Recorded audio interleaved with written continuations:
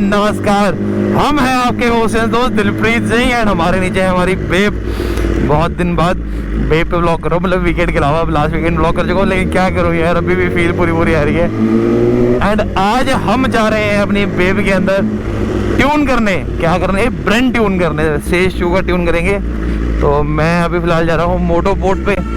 जो मेरे बिट्टू भाजी जसपाल सिंह जी हैं, मतलब कि one of the oldest super bike mechanic है वो। एंड सच में कह रहा हूँ, बहुत ज़्यादा नॉलेज है उनको, बहुत ज़्यादा। तो मेरा उनसे काफ़ी प्यार है, तो वहीं जा रहा हूँ।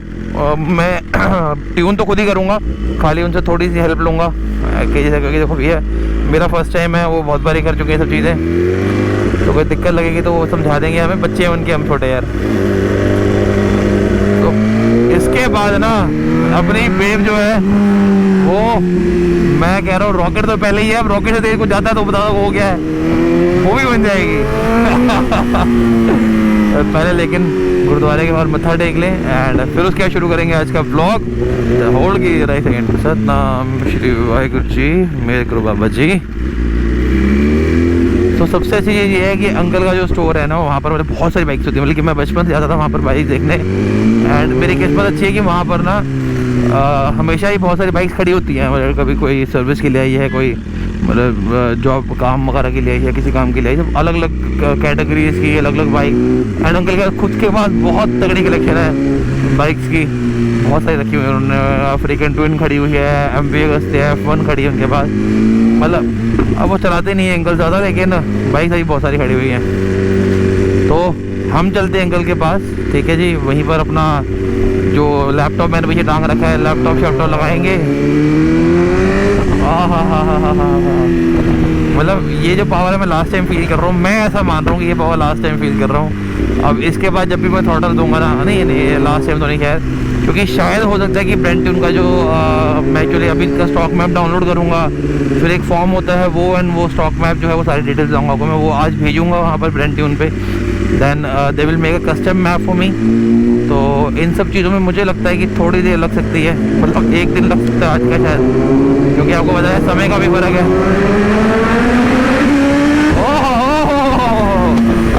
समय का भी फर्क है इंडिया एंड US में। तो देखते हैं, आज तो नहीं खैर, लेकिन संडे राइड, मतलब परसों संडे राइड है। आप तो ये ब्लॉग कभी किसी और दिन देख रहे हो। एक्चुअली आजकल मेरे ब्लॉग्स काफ़ी पेंडिंग चल रहे हैं, तो मुझे पता नहीं लगता किस दिन कौन सा ब्लॉग डाल रहा हूँ मैं, बट ट्राई करूँगा कल डाल दूँगा ये वाला ब्लॉग। तो आप ये ब्लॉग देख रहे हो तब तक ये ब्रेन ट्यून हो चुकी है होपफुली, कोई दिक्कत ना आए तो, जब तक लगे सारे प्रोसेस के अंदर, ठीक है जी। चलो फटाफट से पहुँचते हैं, फिर आगे का ब्लॉग कंटिन्यू करेंगे। सो फाइनली पहुंच चुके हैं हम मोटो पोर्ट पर, एंड हमारी बेब हमने खड़ी कर दी है यहाँ पर। आपको दिखाते हैं एक बारी। सो यहाँ अपनी बेब खड़ी है, एंड दोनों सीट्स मैंने निकाल दी हैं फ़िलहाल यहाँ पर, क्योंकि अभी सॉकेट लगाएंगे एंड जो ट्यून फ्लैश है वो सब शुरू करेंगे प्रोसेस। अंदर बहुत सारी बाइक्स खड़ी होती हैं, अंकल के पास हमेशा ही ना करते 20 से 25 बाइक्स हमेशा रहती हैं। तो यहाँ CBR 600 खड़ी हुई है, यहाँ देखो पोलैरिस खड़ी हुई है, निंजा 300, इंट्रूडर इंडियन, वो अंदर तक भरी हुई हैं बाइक्स, वहाँ ही भरी हैं, इधर ही भरी हैं, बहुत सारी बाइक्स हैं। दिखाएंगे नहीं हम सिर्फ अपनी बाइक से काम रखेंगे, क्योंकि अंकल का थैंक यू बहुत बहुत, उन्होंने हमारी इतनी हेल्प करते हैं, इतना प्यार करते हैं हमें कि हमें अलाउ करा यहाँ पर काम करना अपना। सो फिलहाल मैंने अपना जो ब्रेन ट्यून है उसको अटैच कर दिया है लैपटॉप से। एक बारी वो जितनी फाइल्स हैं वो अपडेट हो रही हैं, एक बार अपडेट हो जाए उसके बाद फिर इसको बाइक से कनेक्ट करेंगे and will start the process. तो अपनी बाइक कनेक्टेड है बैटरी चार्जर से, एंड ये रहा मेरा सॉकेट जहाँ मैंने लगाया था। एक्चुअली मैं जो स्टॉक मैप है वो डाउनलोड करके मेल कर चुका हूँ, मैं करने में इतना बिजी था कि मैंने ब्लॉग नहीं करा उसके बारे में। मैं आई थिंक वो बहुत ज़्यादा लोगों के लिए इन्फॉर्मेटिव पता नहीं है नहीं, क्योंकि ईजिली अवेलेबल है यूट्यूब पे अगर कोई ट्यून करना चाहता है तो। एंड आज का काम जो है अपना यहाँ ख़त्म हो चुका है, तो वापस चलते हैं घर। उम्मीद कर रहा हूँ रात तक इनका रिप्लाई आ जाएगा, कल आज रात को रिप्लाई आएगा तो कल तक मैप भी आ जाएगा, एंड परसों हम मैप के साथ जाएंगे राइड पर, ठीक है जी। चलो वो सो आपके लिए वो है 2 सेकंड, लेकिन हमारे लिए हो चुके हैं 2 हफ्ते ऑलमोस्ट, क्योंकि मैं लास्ट सैटरडे गया था हमारे मोटो पोर्ट पे ट्यून करने। जब अपना मैंने स्टॉक ट्यून भेजा था, नेक्स्ट डे ट्यून आ गया था, लेकिन उस दिन ट्यून में कोई इशू था, मैं डाल रहा था। मैं थोड़ी सी क्लिपिंग डालता हूँ, देख लो फटाफट से, कुछ एरर आ रहा था। Welcome back. आपके लिए सिर्फ 1 सेकंड हुआ है, लेकिन हमारे लिए 1 दिन हो चुका है। एंड एक्चुअली 1 दिन नहीं 2 दिन हो चुके हैं, क्योंकि रात के अभी बज चुके हैं, रात के बज चुके हैं 10:27। देखो जी, जो हमने अपना स्टॉक मैप अपने कल देखा था वीडियो के अंदर, हमने जो डाउनलोड करके भेजा था ब्रेंट्यून में, तो उन्होंने हमें रिवर्ट में ये पूरा एक फॉर्म बल्कि फॉर्म भेजा था। इसमें 24 क्वेश्चंस हैं कि आपने कितने पैसे दिए हैं इसके लिए, आपके first name and last name, आपकी बाइक का ईयर, मेक, मॉडल, कोई पहले मैप करवा रखा है, कोई मॉडिफिकेशन मतलब एग्जॉस्ट वगैरह क्या क्या लगा रखा है, एंड बहुत सारे क्वेश्चन है, आपका ऑटो सेंसर है या नहीं, हटा दिया, फलाना ढिमकाना। तो बहुत सारे क्वेश्चन हैं, हमने इन सब के आंसर किए उनके बाद। जी, जब मैं फ़र्स्ट टाइम अपना जो मैप में डाल रहा था तो कुछ एरर आ गया था। मैंने 2 बार ट्राई करा लेकिन स्टिल एरर आ रहा था बार बार। तो मैंने इसको डिस्कनेक्ट किया, वापस लैपटॉप पे गया, वहाँ से अपनी फ़ाइल डिलीट मारी, फिर से फाइल मैंने डाउनलोड करी, फिर से मैंने अपलोड करी, एंड इतने फाइल लेने के बाद फिर से मैंने लगा दिया। लेकिन मैंने कई बार अपनी बैटरी को जो है अपनी गाड़ी से अटैच कर दिया, क्योंकि मुझे लग रहा था कि यार काफ़ी देर से, मतलब कि आधे घंटे से बाइक स्विच ऑन पे थी, एंड DRLs आ गया ऑन थी, हेडलाइट आगे ऑन थी। तो मैंने कहा कि यार बाई चांस बैटरी डाउन ना हो जाए इस टाइम पर। अभी हमें कह रहा है स्विच ऑफ द डैशबोर्ड, तो स्विच ऑफ करेंगे। तो मैंने इसलिए कोई एक्स्ट्रा पावर वैसे ज़रूरत नहीं थी, बट स्टिल मैंने एक्स्ट्रा पावर प्रोवाइड कर दी यहाँ पर कि बाई चांस भी कोई दिक्कत नहीं, अपनी गाड़ी की बैटरी से कनेक्ट करके। नेगेटिव व्हीकल टू स्टेबलिंग कर रखा है जी, कर रखा है, स्विच ऑन द डैशबोर्ड।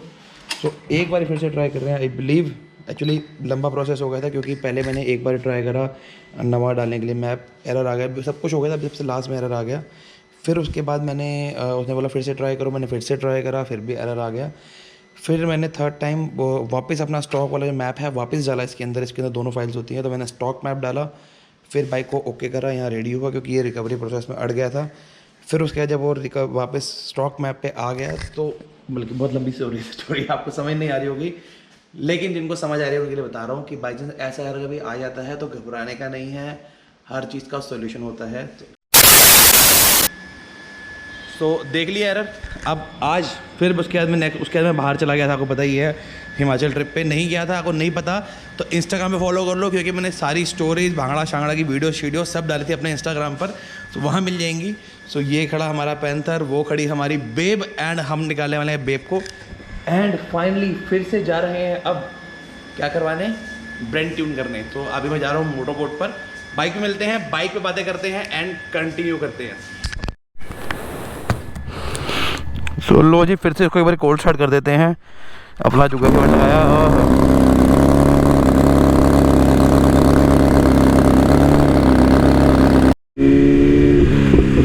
गुरुद्वारे में मत्था टेक लें, सतनाम श्री वाहिगुरु जी, एंड चलते हैं। आज उम्मीद है जो ब्रेंट्यून है वो सक्सेसफुली उन्होंने मुझे सेकंड मैप भेजा है, इसमें कोई एरर नहीं आएगा एंड वो अच्छे से इंस्टॉल हो जाएगा। बट मैंने सोचा हूँ लास्ट टाइम, मतलब कि उस दिन जो मैंने अपने पीछे क्लिप दिखाई आपको, मैंने उस दिन 3-4 बार ट्राई किया था ब्रेंट्यून डालने का। तो मुझे प्रैक्टिस तो हो गई है कि कैसे स्टॉक मैप डालना है एंड कैसे दूसरा मैप डालना है। सो मुझे ये चीज़ बहुत अच्छी लगी ब्रेंट्यून की, क्योंकि अब जैसे मैं अभी बाइक अपनी स्टॉक मैप पे चला रहा हूँ, हिल कंट्रोल ऑन है तो ये दिखा रहा है, मैंने बंद कर दिया। अभी मैं जैसे बाइक अपनी स्टॉक मैप पे चला रहा हूँ, तो this is good for you also. अगर आप भी ऐसा मतलब कि रखते हैं, या ऐसी डुकाटी हो गई, एप्रिलिया हो गई, या ऐसी भी बाइक जिनका ब्रेंट्यून बना रहा है, तो this is a plus point. Why? Because कि आपका जब मन करे तो it hardly take 5 to 10 minutes, आप वापस स्टॉक मैप पे आ सकते हैं, एंड अगेन जब आपका मन करे आप वापस कस्टम मैप पे जा सकते हैं। That give you extend benefit, क्योंकि जनरली क्या होता है, एक बार अपना अगर आप ECU को रीमैप कर लें तो आप वापस स्टॉक पे कभी नहीं जा सकते, क्योंकि हमारे यहाँ जो रीमैप होते हैं वो वैसे ही होते हैं कि वंस योर ECU रीमैप्ड, आपका जो स्टॉक मैप है वो ख़त्म हो जाता है, ज़ीरो हो जाता है, and then you have issues regarding your warranty and everything. अब जैसे मेरी बाइक में कल वहाँ ले गया था सर्विस सेंटर, तो वहाँ जाकर उन्होंने स्कैन वैन भी सब कुछ किया, बट मेरी बाइक में स्टॉक मैप था तो कोई इशू ही नहीं आया उस चीज़ को लेकर। ठीक है जी, तो ये बेनिफिट है ब्रेंट्यून का, इसीलिए मैंने ब्रेंट्यून चूज़ किया ओवर एनीथिंग। वैसे मेरा मूड था वो लगवाने का, आपका पावर कमांडर या फिर डायनोजेट, लेकिन अभी तक वो आए नहीं है मेरी बाइक के। So I thought this is a good investment. अब थोड़ा नुकसान इसके अंदर ये है कि जो हैंड हेल्ड डिवाइस है वो सिर्फ एक ही बाइक में चल सकता है। तो अगर अब वो मेरी बाइक में चलता है तो किसी और बाइक में नहीं लगा सकता मैं, and that is a costly thing actually. Around 80-90,000 का वो हैंड हेल्ड डिवाइस ही है, क्योंकि जो मैप है वो that is not that costly, क्योंकि आप अलग अलग मैप बनवा सकते हैं। $200 का मैप है, $200 का समय लगा लो, 14-15 हज़ार रुपये का मैप है, and that is not at all costly यार। आपको जब मन करे वैसे अब स्टेज 3 आ सकता है, स्टेज 2 आ सकता है। अगर आप कुछ और कस्टम जाते हैं या ड्रैग करते हैं कुछ आते, तो दे मेक कस्टम मैप्स हो, आप वहीं से भेजोगे उनको डिटेल्स, आप बताओगे मुझे क्या चाहिए बाइक के अंदर, कैसी परफॉर्मेंस चाहिए, and they alter the map and they will send you back. That is a good thing actually. And I think जो फर्स्ट मैप है वो $200 का है, सेकंड मैप पे कुछ डिस्काउंट मिलता है, शायद 150 का होगा या $100 के आसपास का होगा। तो गुड थिंग, बल्कि मेरे से बहुत अच्छी चीज़ है। अब जैसे मैं क्या करूँगा, जब संडे राइड्स पे ये बाइक यूज़ करूँगा तो मैं मैप लगाऊँगा, एंड जब मैं लॉन्ग टूर करूँगा, लॉन्ग राइडिंग करूँगा, जैसे मैं प्लान कर रहा हूँ नेक्स्ट मंथ के लिए, तो मैं उस टाइम पर अपना स्टॉक मैप लगा ले जाऊँगा, क्योंकि स्टॉक मैप के अंदर जो रेशो है फ्यूल की वो थोड़ी कम रहती है, तो एवरेज बेटर देती है बाइक। एंड जब पावर चाहिए तो ऑब्वियसली बात है पेट्रोल की कंजप्शन बढ़ जाएगी अपने आप ही।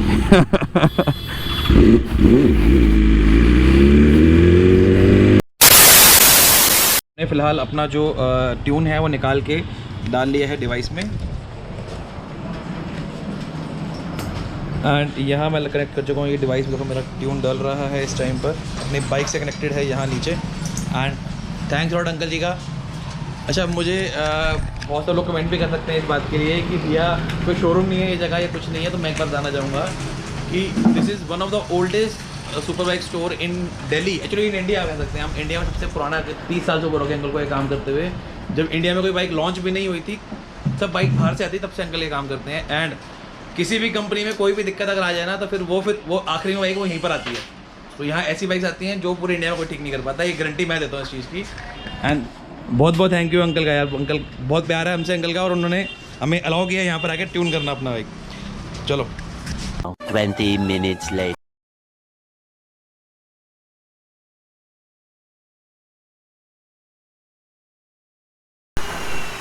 तो लो जी, ट्यून हो गया है हमारा पूरा, and time to test the tune. ज़्यादा पहले स्टार्ट कर ले एक बारी। तो आवाज़ जो है पहले से भारी होगी बाइक की ओर, आवाज़ भारी होगी पहले नालों।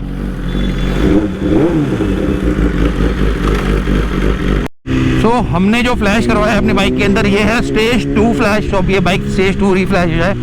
स्टेज 1 में थोड़ी सी पावर की इंक्रीजमेंट थोड़ी सी कम होती है इसके अंदर, स्टेज 2 में ज़्यादा होती है। बट अभी भी मतलब कि ख़त्म नहीं हुआ मॉड्स का जो सिलसिला है वो, क्योंकि मेरा मूड है थोड़ी पावर और बढ़ाने का। एंड उसके लिए मुझे इसके अंदर ब्लॉक ऑफ प्लेट लगानी पड़ेगी। इंजन ब्लॉक ऑफ प्लेट्स आती हैं, एंड IOTA सेंसर होता है, वो रीलोकेट होता है, तो वो भी कराएंगे। पर मैं कोशिश कर रहा हूँ कि इससे पहले अगर स्टेज 3 लॉन्च कर देता है ब्रांड ट्यून US से, तो फिर स्टेज 3 ही करवाएंगे सीधा ही। तब तक 2 में हाथ बढ़ाते हैं, 2 में पावर इन्जॉय करते हैं, क्योंकि पावर बहुत है मस्त चीज़ है रे भैया जी।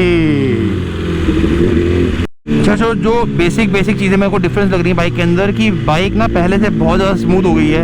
पहले बाइक में थोड़ा सा ना, एक जर्मन मोटर्स में क्या होता है कि हल्की सी एक रफनेस होती है, आई थिंक हल्की सी एक वाइब्रेशन कह लो, क्या कह लो, एक वो खत्म हो गई है। एक जो बाइक पर हल्की लैग करती थी कि जब मैं बाइक खींचता था तो 2 मिनट बाद खींची जाती थी, वो चीज़ खत्म हो गई है। एक से क्विक शिफ्टर ज़्यादा सॉफ्ट हो गया है, एंड बाइक पहले से ज़्यादा मुझे हल्की फील हो रही है, मतलब और ज़्यादा।